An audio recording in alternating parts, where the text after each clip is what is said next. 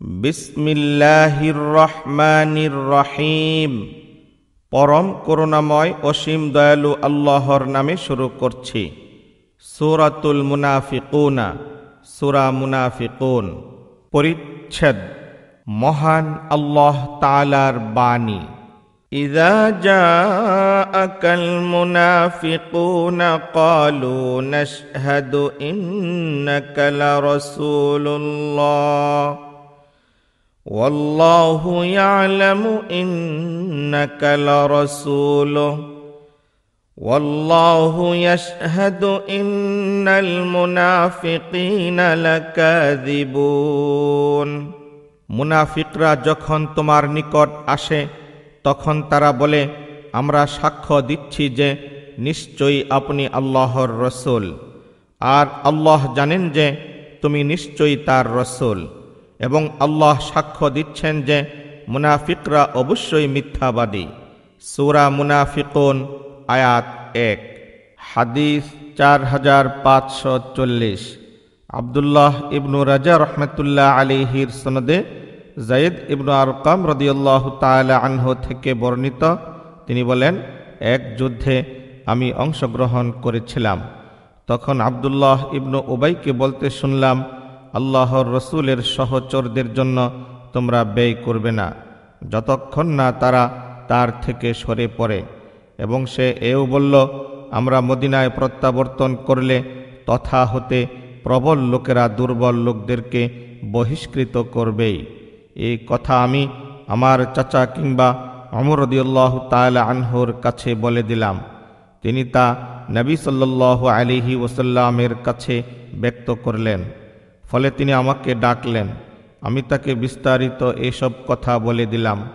তখন রসূল সাল্লাল্লাহু আলাইহি ওয়াসাল্লাম আব্দুল্লাহ ইবনু উবাই এবং তার সাথী সঙ্গীদের কাছে খবর পাঠালেন। তারা সকলেই কসম করে বলল, এহেন উক্তি তারা করেনি। ফলে রসূল সাল্লাল্লাহু আলাইহি ওয়াসাল্লাম আমার কথাকে মিথ্যা ও তার কথাকে সত্য বলে মেনে নিলেন। এতে আমি এরূপ মনোকষ্ট পেলাম যে রূপ কষ্ট আর কখনো পাইনি। আমি মনের দুঃখে ঘরে বসে গেলাম। আমার চাচা আমাকে বললেন, রসূল সাল্লাল্লাহু আলাইহি ওয়াসাল্লাম তোমাকে মিথ্যাবাদী সাব্যস্ত করেছেন এবং তোমার প্রতি অসন্তুষ্ট হয়েছেন বলে তুমি কি রূপে মনে করলে? এ প্রসঙ্গে আল্লাহ তাআলা নাজিল করলেন, যখন মুনাফিকগণ তোমার কাছে আসে। নবী সাল্লাল্লাহু আলাইহি ওয়াসাল্লাম আমার কাছে লোক পাঠালেন এবং এই সূরা পাঠ করলেন। এরপর বললেন, হে যায়েদ, আল্লাহ তাআলা তোমাকে সত্যবাদী বলে ঘোষণা দিয়েছেন।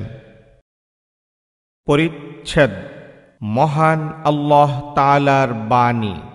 ইত্তাখাযু আইমানাহুম জুন্নাতান, তারা তাদের শপথগুলোকে ঢাল রূপে ব্যবহার করে। সূরা মুনাফিকুন আয়াত 2।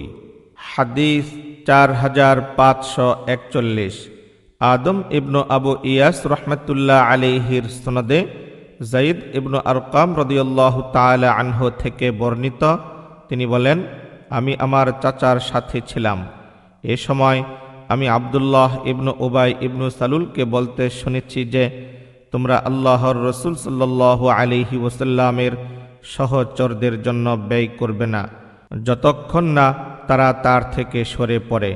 এবং সে এও বলল যে আমরা মদিনায় প্রত্যাবর্তন করলে তথা হতে প্রবল লোকেরা দুর্বল লোকদেরকে বহিষ্কৃত করবেই। এ কথা আমি আমার চাচার কাছে বলে দিলাম।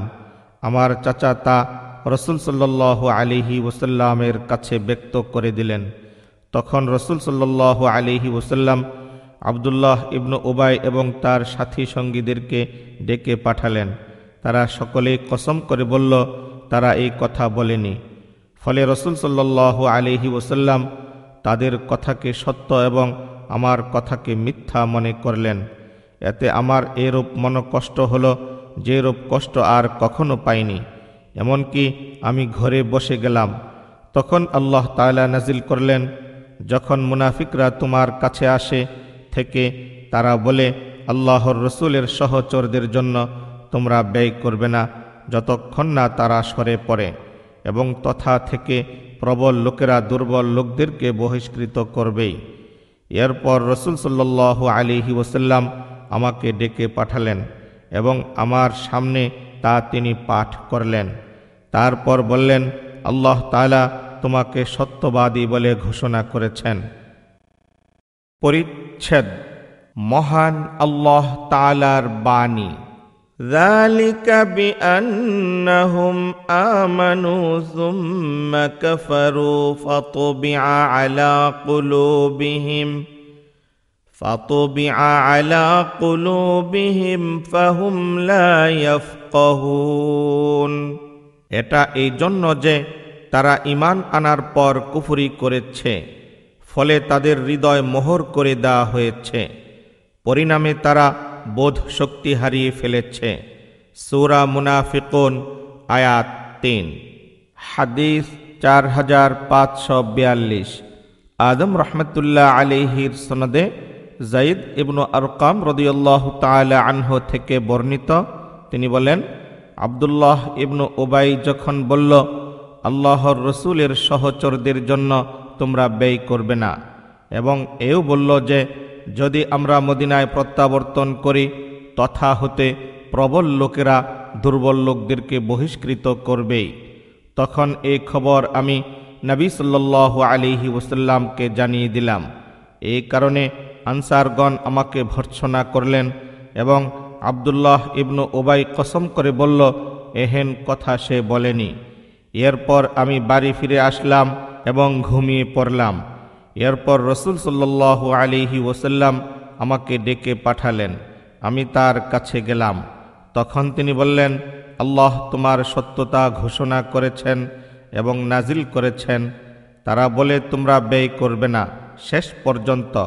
ইবনু আবু যায়েদ রাহমাতুল্লাহ আলাইহি উক্ত হাদিস যায়েদ ইবনু আরকামের মাধ্যমে নবী সাল্লাল্লাহু আলাইহি ওয়াসাল্লাম থেকে বর্ণনা করেছেন। পরিচ্ছেদ মহান আল্লাহ তাআলার বাণী। وَإِذَا رَأَيْتَهُمْ تُعْجِبُكَ أَجْسَامُهُمْ وَإِنْ يَقُولُوا تَسْمَعْ لِقَوْلِهِمْ كَأَنَّهُمْ خُشُبٌ مُّسَنَّدَةٌ يَحْسَبُونَ كُلَّ صَيْحَةٍ عَلَيْهِمْ هُمُ الْعَدُوُّ فَاحْذَرْهُمْ قَاتَلَهُمُ اللَّهُ أَنَّى يُؤْفَكُونَ। তুমি যখন তাদের দিকে তাকাও তখন তাদের দেহাকৃতি তোমার নিকট প্রীতিকর মনে হয়, এবং তারা যখন কথা বলে তখন তুমি সাগ্রহে তাদের কথা শ্রবণ করো, যদিও তারা দেয়ালে ঠেকানো কাঠের স্তম্ভ সদৃশ। তারা যে কোনো শোরগোলকে মনে করে তাদেরই বিরুদ্ধে, তারাই শত্রু। অতএব তাদের সম্পর্কে সতর্ক হও। আল্লাহ তাদেরকে ধ্বংস করুন। বিভ্রান্ত হয়ে তারা কোথায় চলছে? সূরা মুনাফিকুন আয়াত ৪। হাদিস ৪৫৪৩। আমর ইবনু খালিদ রাহমাতুল্লাহ আলাইহির সনদে যায়েদ ইবনু আরকাম রাদিয়াল্লাহু তাআলা আনহু থেকে বর্ণিত, তিনি বলেন, আমরা কোনো এক সফরে নবী সাল্লাল্লাহু আলাইহি ওয়াসাল্লামের সঙ্গে বের হলাম। সফরে এক কঠিন অবস্থা লোকদেরকে গ্রাস করে নিল।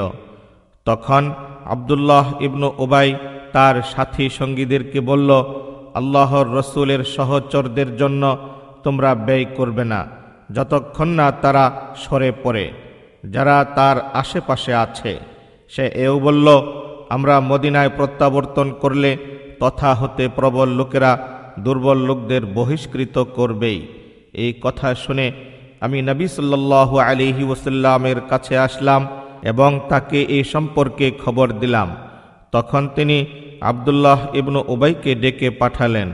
সে অতি জোর দিয়ে কসম খেয়ে বলল, এই কথা সে বলেনি। তখন লোকেরা বলল, যায়েদ রাসূল সাল্লাল্লাহু আলাইহি ওয়াসাল্লামের কাছে মিথ্যা কথা বলেছে। তাদের এই কথায় আমার দারুণ মনকষ্ট হল।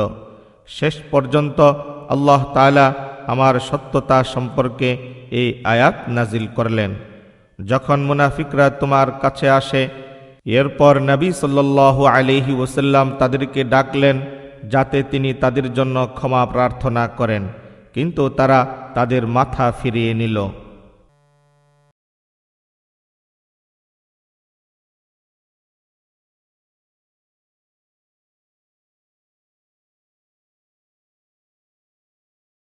পরিচ্ছেদ মহান আল্লাহ তাআলার বাণী। কাআন্নাহুম খুশুবুম মুসান্নাদাহ, যদিও তারা দেয়ালে ঠেকানো কাঠের স্তম্ভ সদৃশ। সূরা মুনাফিকুন আয়াত 4। পরিচ্ছেদ মহান আল্লাহ তাআলার বাণী। وَإِذَا قِيلَ لَهُمْ تَعَالَوْا يَسْتَغْفِرْ لَكُمْ رَسُولُ اللَّهِ لَوَّوْا رُءُوسَهُمْ وَرَأَيْتَهُمْ يَصُدُّونَ وَهُمْ মুস্তাকবিরুন।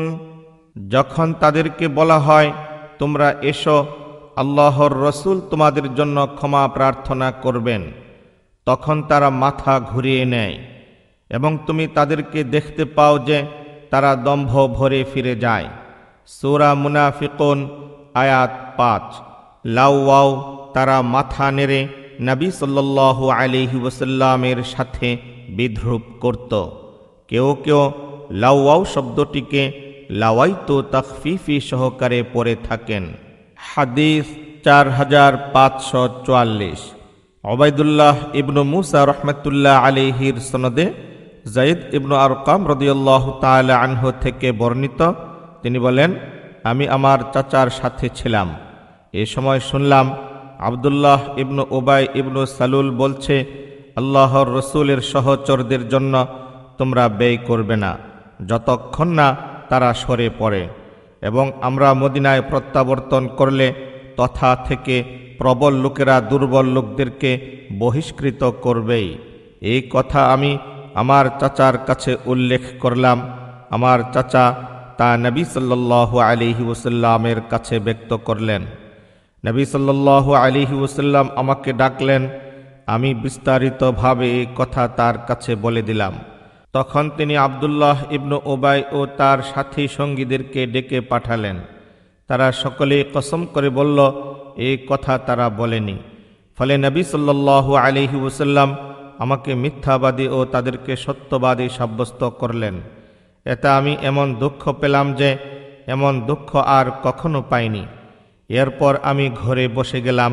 তখন আমার চাচা আমাকে বললেন, এমন কাজের কেন সংকল্প করলে যার ফলে নবী সাল্লাল্লাহু আলাইহি ওয়াসাল্লাম তোমাকে মিথ্যাবাদী সাব্যস্ত করলেন এবং তোমার প্রতি অসন্তুষ্ট হলেন?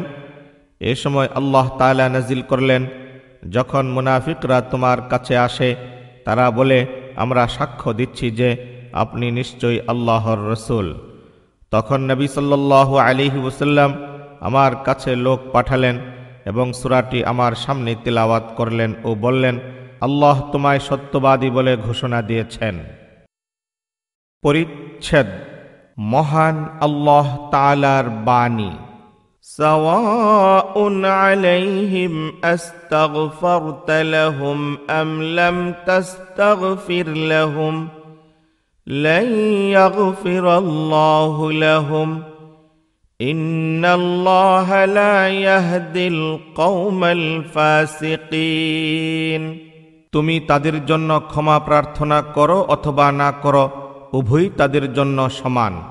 আল্লাহ তাদেরকে কখনো ক্ষমা করবেন না। আল্লাহ পাপাচারী সম্প্রদায়কে সৎ পথে পরিচালিত করেন না। সূরা মুনাফিকুন আয়াত 6। হাদিস 4545। আলী রহমতুল্লাহ আলাইহির সনদে জাবির ইবনে আব্দুল্লাহ রাদিয়াল্লাহু তাআলা আনহুমা থেকে বর্ণিত, তিনি বলেন, এক যুদ্ধে আমরা উপস্থিত ছিলাম। বর্ণনাকারী সুফিয়ান রহমতুল্লাহ আলাইহি একবার গাজাওতিনের স্থলে জাইশিন বর্ণনা করেছেন। এ সময় জনৈক মুহাজির এক আনসারীর নিতম্বে আঘাত করলেন। তখন আনসারী, হে আনসারী ভাইগণ বলে সাহায্য প্রার্থনা করলেন, এবং মুহাজির সাহাবী, ওহে মুহাজির ভাইগণ বলে সাহায্য প্রার্থনা করলেন। রাসূল সাল্লাল্লাহু আলাইহি ওয়াসাল্লাম তা শুনে বললেন, কি খবর?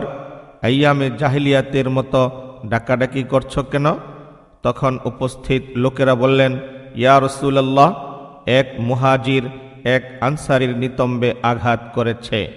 তিনি বললেন, এইরূপ ডাকাডাকি ছেড়ে দাও, এটা অত্যন্ত গন্ধময় কথা। এরপর ঘটনাটি আব্দুল্লাহ ইবনু উবাইয়ের কানে পৌঁছল।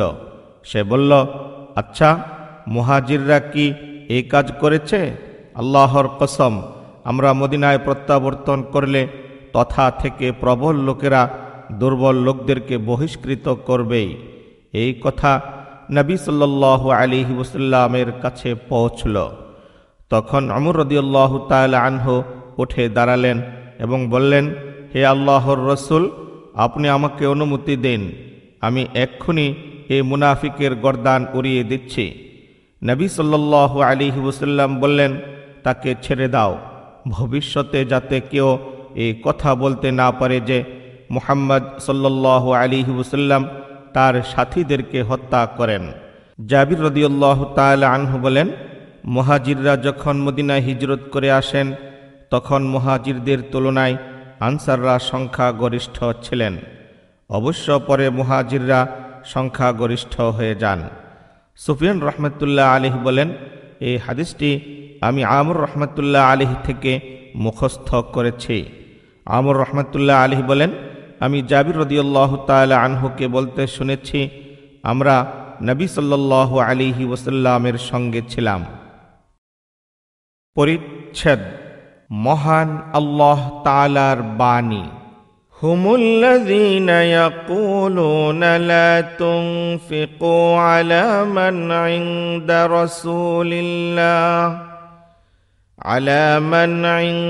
রাসূলিল্লাহি হাত্তা ইয়ানফাদ্দু ওয়ালিল্লাহি খাযাইনুস সামাওয়াতি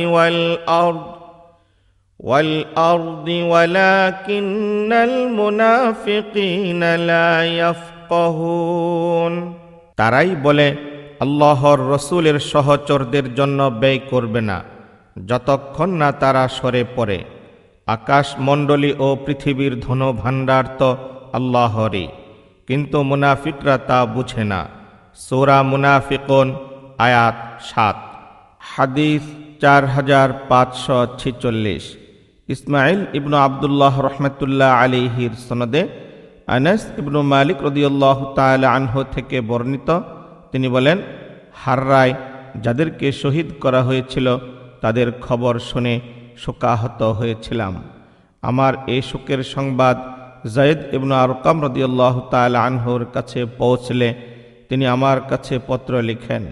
পত্রে তিনি উল্লেখ করেন যে তিনি রাসূল সাল্লাল্লাহু আলাইহি ওয়াসাল্লামকে বলতে শুনেছেন, হে আল্লাহ, আনসার ও আনসারদের সন্তানদেরকে তুমি ক্ষমা করে দাও।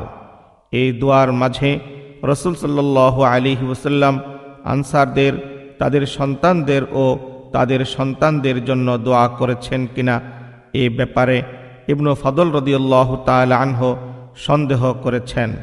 এই ব্যাপারে আনাস রাদিয়াল্লাহু তাআলা আনহু তার কাছে উপস্থিত ব্যক্তিদের কাউকে জিজ্ঞেস করলে তিনি বলেন, যায়েদ ইবনু আরকাম রাদিয়াল্লাহু তাআলা আনহু ওই ব্যক্তি যার শ্রবণ করাকে আল্লাহ পাক সত্য বলে ঘোষণা দিয়েছেন।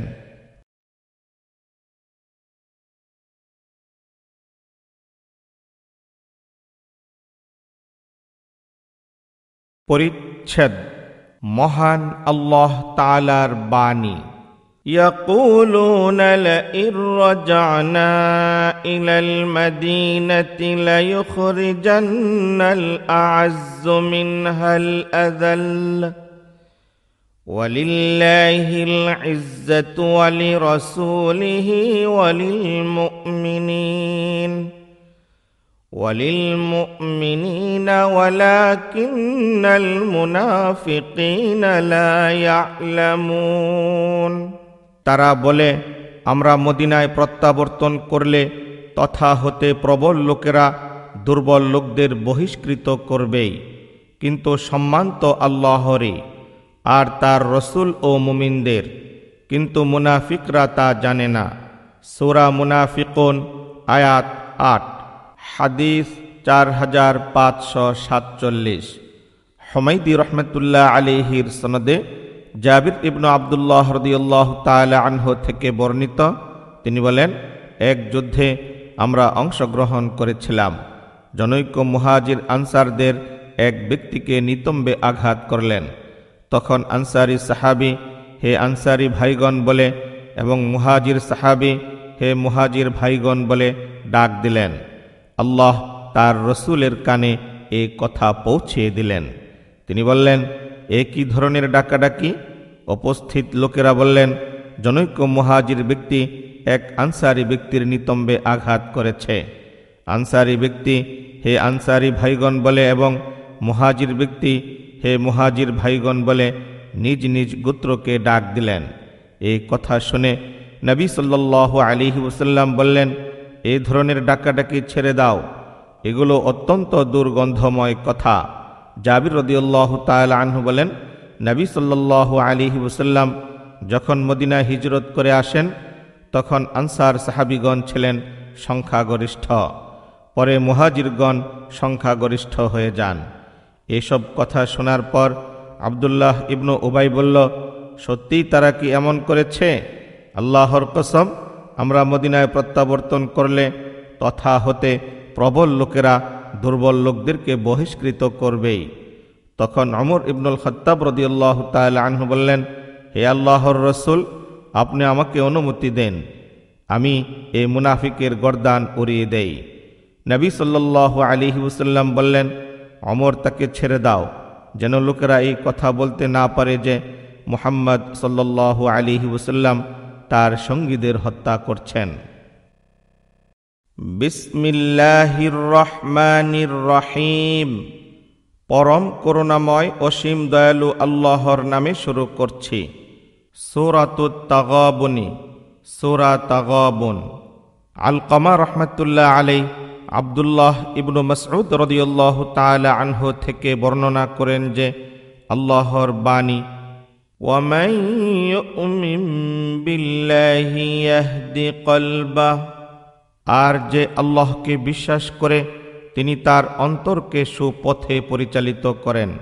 সূরা তাগাবুন আয়াত 11।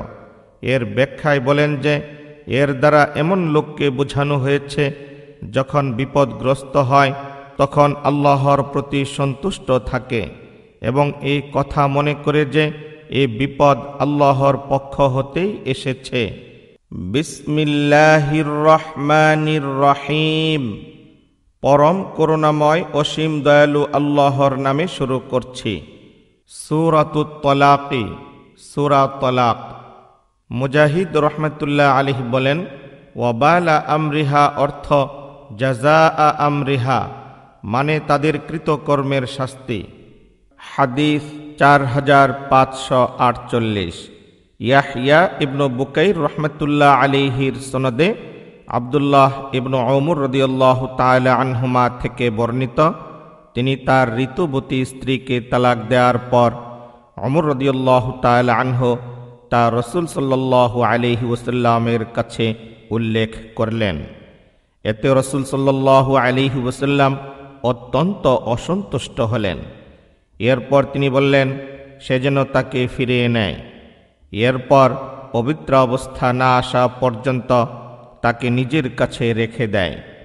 এরপর ঋতু এসে আবার পবিত্র হলে তখন যদি তাকে তালাক দেওয়ার প্রয়োজন মনে করে তাহলে পবিত্র অবস্থায় স্পর্শ করার পূর্বে সে যেন তাকে তালাক প্রদান করে।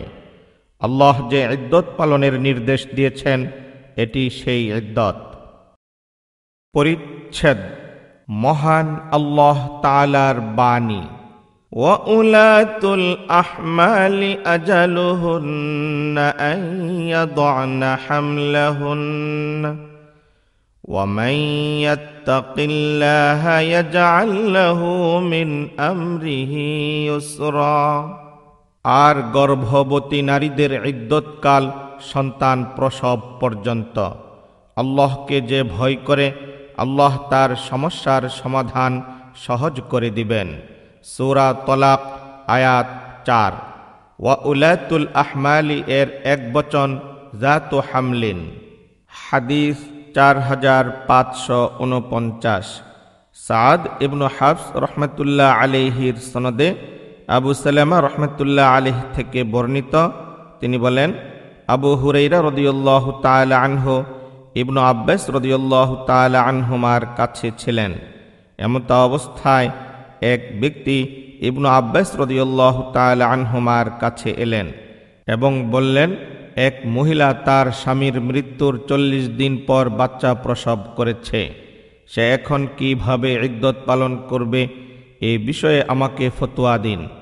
ইবনু আব্বাস রাদিয়াল্লাহু তাআলা আনহুমা বললেন, ইদ্দত সম্পর্কিত হুকুম দুটির যেটি দীর্ঘ তাকে সেটি পালন করতে হবে।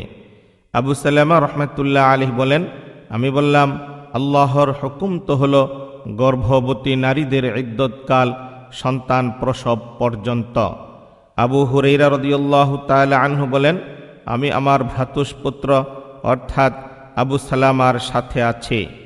তখন ইবনু আব্বাস রাদিয়াল্লাহু তাআলা আনহুমা তার কৃতদাস কুরাইবকে বিষয়টি জিজ্ঞেস করার জন্য উম্মে সালামা রাদিয়াল্লাহু তাআলা আনহার কাছে পাঠালেন। তিনি বললেন, সুবাইআ আসলামিয়া রাদিয়াল্লাহু তাআলা আনহার স্বামীকে হত্যা করা হলো। তিনি তখন গর্ভবতী ছিলেন। স্বামীর মৃত্যুর 40 দিন পর তিনি সন্তান প্রসব করলেন। এরপরই তার কাছে বিয়ের প্রস্তাব পাঠানো হলো। রাসূল সাল্লাল্লাহু আলাইহি ওয়াসাল্লাম তাকে বিয়ে করিয়ে দিলেন। যারা তাকে বিয়ে করার প্রস্তাব দিয়েছিলেন আবু সানাবিল তাদের মধ্যে একজন। অন্য এক সনদে সুলাইমান ইবনু হারব রহমতুল্লাহ আলাইহি ও আবু নুমান হাম্মাদ ইবনু যায়েদ ও আইয়ুবের মাধ্যমে মুহাম্মদ রহমতুল্লাহ আলাইহি থেকে বর্ণনা করেছেন। তিনি বলেছেন, আমি ওই মজলিসে ছিলাম যেখানে আব্দুর রহমান ইবনু আবু লাইলা রহমতুল্লাহ আলাইহিও উপস্থিত ছিলেন। তার সঙ্গীরা তাকে খুব সম্মান করতেন। তিনি ইদ্দত সম্পর্কিত হুকুম দুটি থেকে দীর্ঘ সময় সাপেক্ষ হুকুমটির কথা উল্লেখ করলে আমি আব্দুল্লাহ ইবনু উতবার বরাত দিয়ে সুবাইআ বিনতে হারিস আসলামিয়া রাদিয়াল্লাহু তাআলা আনহা সম্পর্কিত হাদিসটি বর্ণনা করলাম।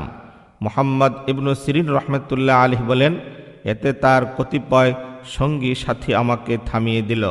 তিনি বলেন, আমি বুঝলাম তারা আমার হাদিসটি অস্বীকার করছে। তাই আমি বললাম, আব্দুল্লাহ ইবনু উতবা রহমতুল্লাহ আলাইহি কুফাতে এখনও জীবিত আছেন।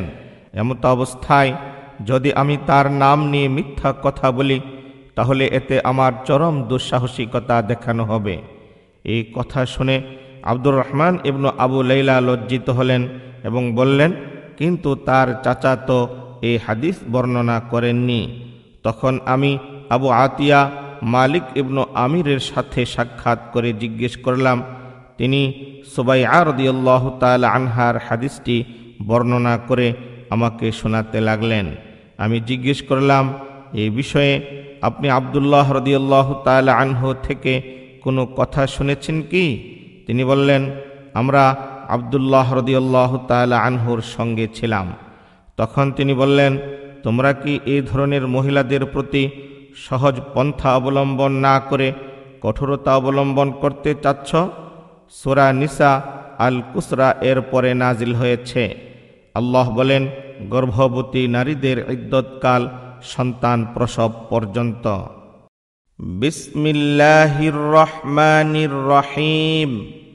পরম করুণাময় অসীম দয়ালু আল্লাহর নামে শুরু করছি। সূরাতুত তাহরিমি, সূরা তাহরিম। পরিচ্ছেদ মহান আল্লাহ তাআলার বাণী। ইয়া আইয়ুহান নাবিয়্যু লিমা তুহাররিমু মা আহাল্লাল্লাহু লাক তাবতাগী মারদাতা আজওয়াজিক ওয়াল্লাহু গফুরুর রহিম।